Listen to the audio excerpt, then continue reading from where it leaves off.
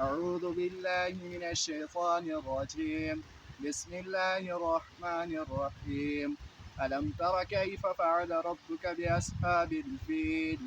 ألم يجعل كيدهم في تضليل وأرسل عليهم طيرا أبابيل ترميهم بحجارة من سجيل فجعلهم كعصف مأكول. صدق الله العظيم. 1K like, please. Target